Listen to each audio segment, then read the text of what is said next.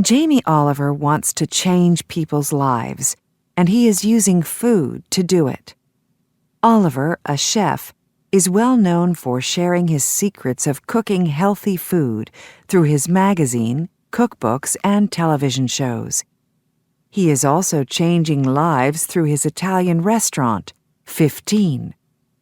15 started in London, England, as a place to train young adults to work in a kitchen. Oliver's idea was to create a professional kitchen that can help young people get a fresh start and a chance to become professional chefs. Every September, a new group of 18 to 24-year-olds start work at 15. When they start, they are usually not qualified for a restaurant job, but that will change quickly. In the 12 months of training, the student chefs study cooking at college and get hands-on training at the restaurant. Besides learning kitchen skills, they learn the importance of using fresh ingredients and how to create their own recipes. And their education doesn't stop with preparing and serving food. The students also learn how to manage money and deal with difficult customers. Overall, the program encourages them to believe in themselves and enables them to look forward to a future in the restaurant business. The restaurant's name, 15, comes from the number of students the restaurant had when it started in 2002. Today, Oliver has 3 of these restaurants, and a few hundred students have finished the program. Around 90% of the graduates are still working in the food industry. Some own restaurants or work in some of the best kitchens around the world. Others are now starring in their own TV shows. They're all great examples of what young people can do if they're given the opportunity and support. In 2011, on the popular American TV quiz show Jeopardy! 2 champions competed against a brand new opponent. Both Ken Jennings and Brad Rutter had won millions of dollars on Jeopardy! Jennings once won 74 games in a row, the most ever. Then Rutter beat him in a tournament and set a new record for the most money won on Jeopardy!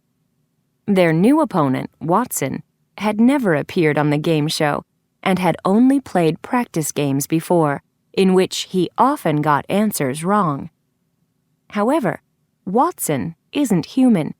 He, or rather it, is a machine, a wonder of technology made by researchers at IBM. In the game, Watson used math to decide on an answer. When a question was read out, Watson was immediately given the same question in electronic form. It analyzed the question and searched its memory bank, about the same as 1 million books of information, for possible answers. It then narrowed the options down to one answer. If Watson felt around 75% confident about the answer, it would answer the question. The way Watson thinks is very different from the way humans think. People often make decisions by listening to their emotions and feelings, even if they are unsure of the answer. As a computer, Watson couldn't do this. People also watch and listen to those around them. Watson was not able to listen to the wrong answers given by his competitors. In one question, Jennings answered the question incorrectly, and Watson later answered with the same wrong answer. Watson also made silly mistakes. In a question in the category U.S. cities, Watson incorrectly answered Toronto, even though the city of Toronto is in Canada. An IBM researcher said Watson got confused because it saw in its memory bank that the U.S. is often called America. Toronto is considered a North American city, so that was the answer that Watson gave. Still, Watson defeated his human opponents somewhat easily and received the $1 million prize. The other players also won money for participating in the special game. Everyone left the game happy, as each player was earning money for a different charity. The other day, my friends and I had a discussion about the most useful invention of all time. There were many good ideas: the train, the car, and the airplane. They're all useful, but they were not my choices. For an everyday, useful invention, I vote for the air conditioner. I live in Taipei, and during the summer the temperature can be 35 degrees Celsius or higher. It's so hot. I'm not joking when I say that without an air conditioner, people here couldn't work or study.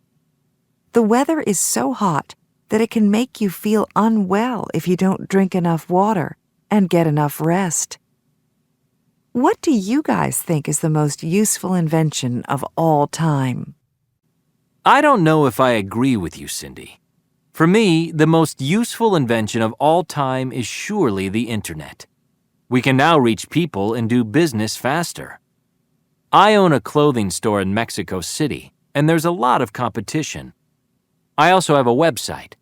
Now, people from all over the world can buy my clothing. With emails, I can keep in touch with friends and family in Mexico and around the world.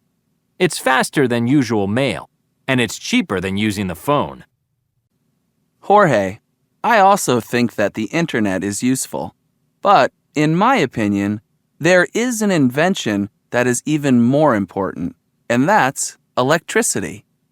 Of course, this isn't a man-made invention, but without people like Benjamin Franklin and Alessandro Volta, we wouldn't have learned how to use it. And without electricity, many of the world's most important modern inventions would not work. Would you like to go on a holiday and earn money at the same time? Go on a working holiday. Here are 3 places to try. A ski resort. For anyone who loves the snow, helping out at a ski resort is hardly what you would call work. Most workers ski as part of their job and can usually go skiing on the resort slopes during their free time. Of course, that's why there is so much competition for these jobs. There are many things you could do, like being a ski instructor, a ski lift operator, or a groundskeeper. You can also work inside the hotels. The work is fun, but the pay is usually quite low. However, for anyone who loves the outdoors and skiing, such an opportunity is not to be missed. A fruit farm. If you don't mind getting a little dirty, a fruit farm is an excellent choice for a working holiday in spring or autumn. The job usually involves helping farmers pick fruit and plant seeds. You might also help make jams and baked goods with the fruits you pick, and even get to sell your creations at local farmers markets. While the pay isn't much, farms usually give workers food and a comfortable place to sleep for free. The best part about such work is that farms are found all over the world, from New Zealand to India to Ecuador. On a yacht or cruise ship. Want to get paid to see the world? Find a job on a tourist yacht or a cruise ship. You'll get to visit exotic places and even some hard-to-reach islands. There are many kinds of jobs available, from cooking and cleaning to organizing fun activities for the guests. Working on a ship can be stressful because there are so many things to do, and you have to take care of many people. You should be able to work well in a team and under pressure. During the warmer seasons, you can stay cool in places like Alaska. When it turns cold, you can stay warm by visiting the Caribbean. It's not the most highly paid job, but it's surely the most exciting. College is an exciting time to learn and to make friends that will last a lifetime. Many students do not like to worry about money and would rather not think about it. However, It doesn't matter whether a student's parents pay for everything or whether the student works part-time to help pay for his or her education. All students can get into money trouble if they're not careful. The cost of a college education can be high. In English-speaking countries, the average cost per student per year can be well over $15,000 US. Students must also pay for books, paper, pens, etc. These can cost $500 to $1,000 per year. Students must also pay thousands more per year for room and board. Add money for clothes, travel, and other personal expenses, and the average cost of 1 year at university can be $20,000 to $30,000 or more. So, students need to spend their money carefully. At most universities, counselors can give students advice on how to budget their money. This is what they suggest. At the start of a school semester, write down your income. For example, money you will get from your family or from a part-time job. Then, list all of your expenses.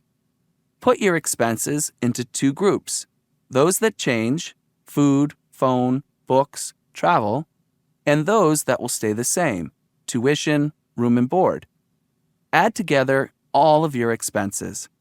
Are they more than your income? Will you need to borrow from family or friends? Or will you need to get more money by doing part-time work? Often, students find it is easier to plan out their own budget and save their own money, rather than trying to borrow from others. As you can see, there's more to learn at college than just what's taught in the classroom.